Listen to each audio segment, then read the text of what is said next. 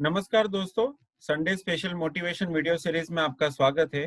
आज का हमारा टॉपिक है how to remove H3 and A3 fear from white pieces and H6 A6 fear from black pieces.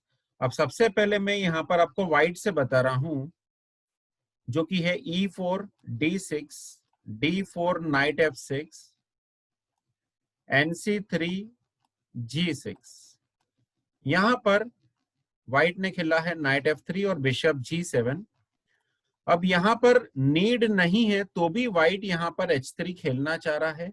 White के मन में एक डर है। यहाँ व्हाइट वो प्लेयर है जिसने शायद किसी से सीखा नहीं है, वो प्रैक्टिकली गेम खेलता है, तो उसके सालों के खेले हुए अनुभव से उसको ये सीख मिलती है कि अगर H3 खेलकर अगर उसने ब्लैक के लाइट स्क्वायर बिशप को G4 पर आने से नहीं रोका तो कहीं ना कहीं ये बिशप आगे जाके ट्रबल करेगा, क्योंकि C6 पे बैठा हुआ नाइट D4 पर आता है और यहाँ पर या तो उसको एक पॉन फ्री में मिल जाता है या कभी कभी व्हाइट की क्वीन जा सकती है। तो इस डर को दूर भगाने के लिए वो पहले से ही H3 खेल देता है, जबकि यहाँ पे H3 के बदले करेक्ट मूव था बिशप E2। अगर व्हाइट बिशप C4 खेलता है तो उसको पहले थियरी या लाइन को ध्यान में रखते हुए खेलना होगा, बिकॉज कई बार क्या हो जाता है कि अगर किसी न किसी ओपनिंग या वेरिएशन में जनरली ब्लैक का नाइट इंटू E4 आता है और जब व्हाइट नाइट इंटू E4 यहाँ पे मारता है तो ब्लैक D5 खेलता है, तो वो पीस और पॉन रिकवर हो जाते हैं।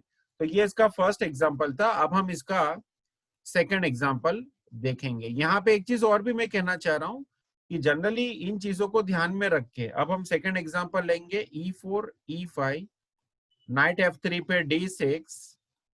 अब यहाँ पे जैसा कि आप देख रहे हैं व्हाइट ने फिर से सेकंड एग्जांपल में H3 खेला है, जबकि यहाँ पे करेक्ट मूव D4 और बिशप C4 है। तो हर बार इस तरह का डर नहीं रखना चाहिए प्लेयर को, क्योंकि जब भी ये बिशप G4 पर आएगा तो उस बिशप को G4 पे आने के बाद भी हम H3 खेल सकते हैं, और अगर हमारे पास बाद में बिशप E2 ऑप्शन अवेलेबल है तो हम वो भी चल सकते हैं। कई बार ऐसा भी होता है कि हमारा जो बिशप है वो लाइट स्क्वायर बिशप C4 पर होता है और हमारा D3 मूव आ चुका होता है। उसके बाद जब बिशप G4 पर आता है तो नेचुरली हमको H3 खेलना होता है, और कई बार उस बिशप को हटाने के लिए हमको G4 भी खेलना चाहिए। अब हम इसका एक तीसरा एग्जाम्पल लेते हैं यहाँ पर कि हमको विदाउट एनी रीजन, बिना किसी कारण के हमको H3 नहीं खेलना चाहिए। अब मैं यहाँ पे देख रहा हूँ E4 E5 नाइट F3 पे नाइट C6 बिशप C4 और बिशप C5। अब आप एक चीज और देखिए कि यहाँ पर व्हाइट खेल रहा है H3। अब ये मूव यहाँ पर इसलिए गलत है कि अभी तक ब्लैक ने D6 नहीं खेला है, उसके लाइट स्क्वायर बिशप की डायगोनल ओपन नहीं हुई है, तो इस बिशप का डर वैसे ही नहीं है। लेकिन फिर भी व्हाइट की जो पुरानी थिंकिंग है, जिसमें उसके माइंड में बैठा हुआ है कि ये बिशप यहाँ आकर अटैक करेगा तो क्यों ना हम पहले से H3 खेल दे, तो यहाँ पर तो उस बिशप की डायगोनल ओपन ही नहीं है, तो इसलिए वो खेलना गलत है। अब इसी चीज का हम एक दूसरा एग्जांपल लेंगे ब्लैक से H6 के रूप में, और हम ये देखेंगे यहाँ पर कि ऐसे केस में कहां पर H6 नहीं खेलना चाहिए। अब हम यहाँ पर ब्लैक है, व्हाइट ने E4 खेला, ब्लैक ने E5 खेला।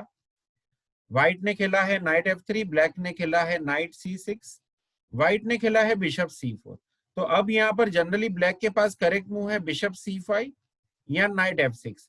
लेकिन अभी भी जैसा कि आप देख रहे हैं कि मैं जो मूव चल रहा हूं थर्ड H6, यहाँ पर जो व्हाइट का डार्क स्क्वायर बिशप है उसकी डायगोनल ओपन भी नहीं हुई है, फिर भी ब्लैक ने अपना माइंडसेट कर लिया है कि जो डार्क स्क्वायर बिशप है वो G5 पर आएगा और F6 के बैठे हुए नाइट को ट्रबल कर सकता है। तो क्यों ना पहले से ही H6 खेल के रखे। अब यहाँ मुझे एक चीज आपको बतानी है, चूंकि मैं यहाँ पर सिर्फ ये इस टॉपिक पर फोकस कर रहा हूं, तो इसका जो सॉल्यूशन है वो इस वीडियो के अंत में मैं आपको दूंगा। अब यहाँ पे जो सेकंड एग्जांपल है वो है E4 E5 night F3 D6, जिसको हम फेलिडोर डिफेंस कहते हैं।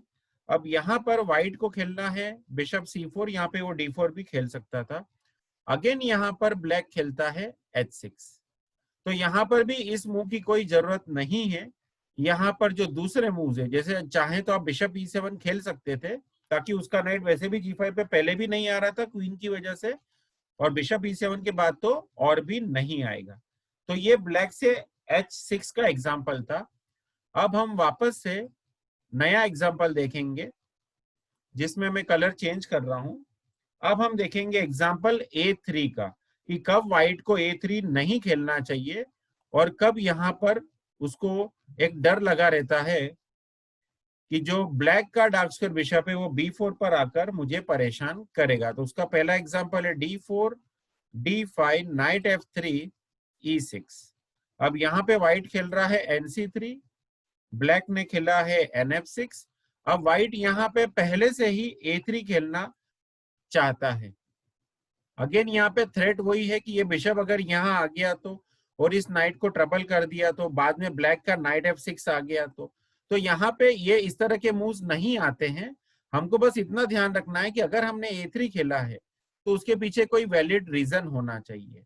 तो यहाँ पे जब तक पिन आई नहीं है तो उसको निकालने के लिए हम पहले से A3 क्यों खेले, हम चाहें तो यहाँ पे बिशप B4 पिन आने के बाद भी हम यहाँ पर बिशप D2 खेल सकते हैं और उस पिन को हटा सकते हैं। अब A3 का एक और एग्जांपल लूंगा यहाँ पे, जो कि है E4, E5, NC3 पर नाइट F6। अब यहाँ पे व्हाइट ने विदाउट एनी रीजन यहाँ पर वो A3 खेल रहा है। अब आप ये देखिए, इस बिशप की डायगोनल भले ओपन है लेकिन अभी तक वो यहाँ पर आया नहीं है, और अगर वो आता भी इस नाइट को मारने के लिए E4 का पॉन कैप्चर करने हेतु, तो हम कभी भी D3 खेल सकते थे, और D3 के बाद जो लाइट स्क्वायर बिशप है वो G3 से निकल जाता। तो ये A3 का एग्जाम्पल था। अब हम यहाँ पर दूसरा एग्जाम्पल देखेंगे। अब हम एग्जाम्पल देखेंगे A6 का।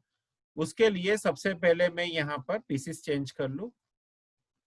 अब आप देखिए, अब हम एग्जाम्पल देखेंगे A6 का। उसके लिए पहला एग्जाम्पल है E4, E5, night F3, D6। अब व्हाइट ने यहाँ पर खेला है NC3।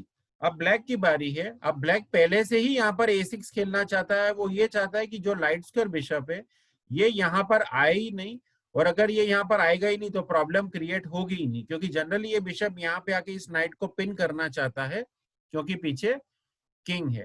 तो इस तरह से A6 खेलना यहाँ पर टोटली गलत है।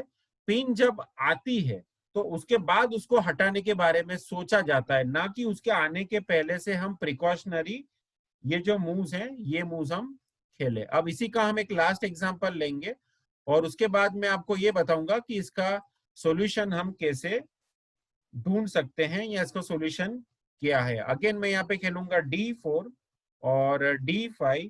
अब यहाँ पे व्हाइट ने खेला है E3, ब्लैक ने खेला सपोज नाइट C6, व्हाइट ने खेला नाइट F3। अब ब्लैक यहाँ पे विदाउट एनी रीजन पहले से A6 खेलना चाहता है। अगर मैं यहाँ पे नाइट F6 खेलूं और उसके बाद भी अगर बिशप B5 आए तो मेरे पास बिशप D7 अनपिन करने के लिए है।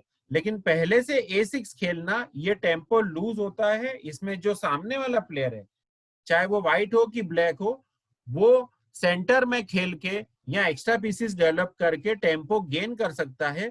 और कभी कभी किसी भी ओपनिंग में कहीं कहीं तो एक पॉन का सेक्रीफाइस भी दिया गया है इस तरह के मूव्स को काउंटर करने के लिए।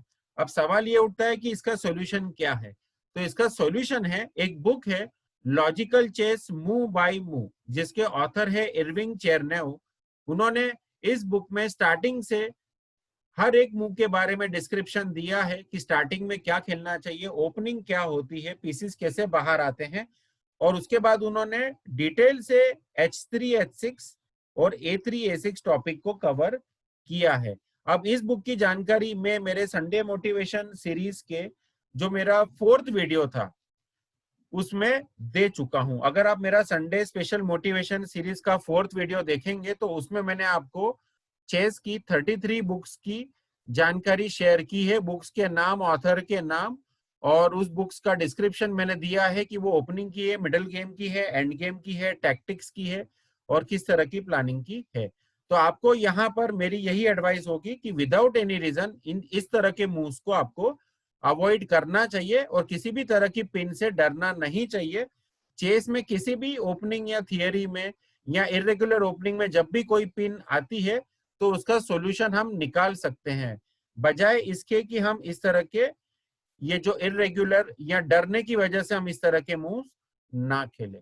अगर ये वीडियो आपको पसंद आया हो तो इसको लाइक कीजिए, शेयर कीजिए और मेरी चैनल को सब्सक्राइब कीजिए। धन्यवाद।